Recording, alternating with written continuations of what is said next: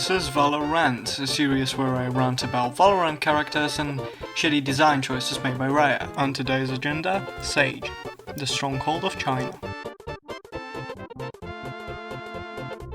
Sage is up to this day the best healer in the game.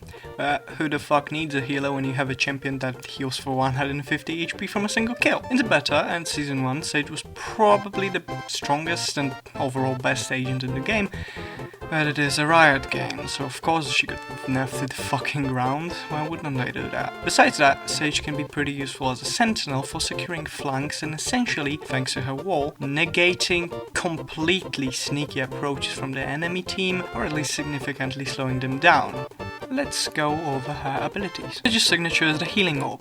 When Sage presses E, she equips a healing orb, which upon clicking left mouse button can apply a heal effect to your ally, or when you press right mouse button to yourself. The heal used to bring you back to full health over time, but it got nerfed and now it just very slowly heals for a certain duration. It can still bring someone back to full health if their HP is above 40, but as I said before, it's slow.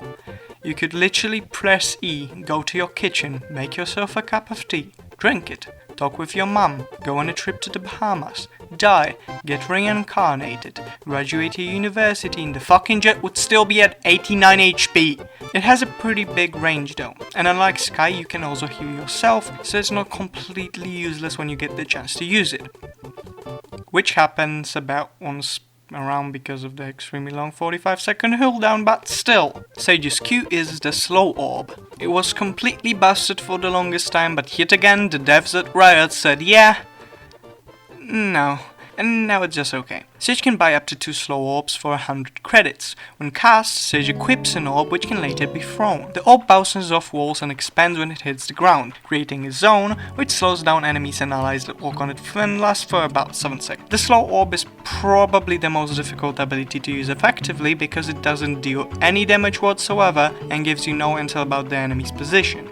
What it does though is makes aiming a lot easier as the targets now move way slower, and combined with abilities like Brimstone's Molly, Viper's Snakebite or especially Razor's Paint Shells, it can be pretty deadly. Sage's C is called Barrier Orb. And yep, really, all of her basic abilities are called something orb. Really fucking creative, innit? First of all, it costs 400 credits, making it the most expensive ability in the game. And what it does, and it's really fucking complicated, so listen very carefully. What it does is it makes a wall. Right. She equips it by pressing C and can rotate the wall however she pleases with right mouse button. Once the wall is placed, it takes a few seconds to solidify. It has 4 segments, each of which has 800 HP of its own, but only after the wall solidifies. Before that, it takes a few shots and it's fucking gone. It lasts for 30 seconds and starts to decay a few seconds before it disappears. It's really a game changer when used correctly because, as I mentioned before, it can literally block off an entire pathway, which proves extremely useful when, for example, defending a planted spike. And finally, Sage's ultimate is Resurrection. Yep, creativity strikes again. Upon pressing X, Sage equips fucking smoke on her hands, I guess, and can left click on an ally's corpse to bring them back to life with full health. Its biggest downside is probably the long cast time, rocking at about 3 to 4 seconds, which is just enough time for an enemy to take a good, long and nice aim at your now resurrected ally's head. It does work great as a decoy though, because people tend to look at their resurrected ally instead of looking at you, so they're just gonna start shooting and you can just start shooting back. And you'll probably win. But how do you actually play Sage?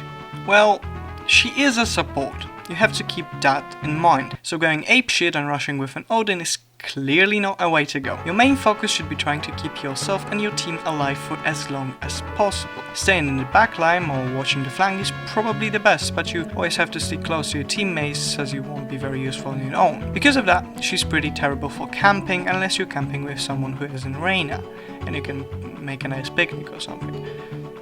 I don't fucking know. You have to be pretty careful though, because when you see someone pick Sage, it's gonna go one or two ways. Option 1, it's a support player who is nice to everyone and pretty good at shooting too. He can clutch a round, or multiple rounds even, and will probably heal you if you ask. Or option 2, which is the more likely one, is an e-girl.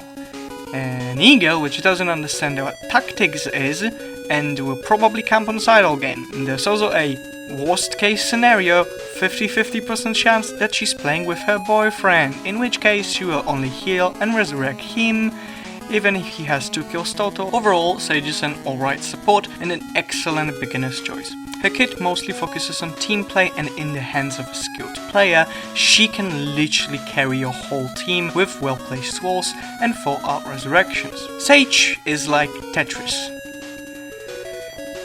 Get it? Because her wall looks like the long block, and she's easy to play, but also hard to master and has a pretty high skill ceiling. However, when you're in a lobby, see 2 people with matching nicknames and one of them picks Sage, just press fucking Alt F4 and get the fuck out of there, chief, there's no point.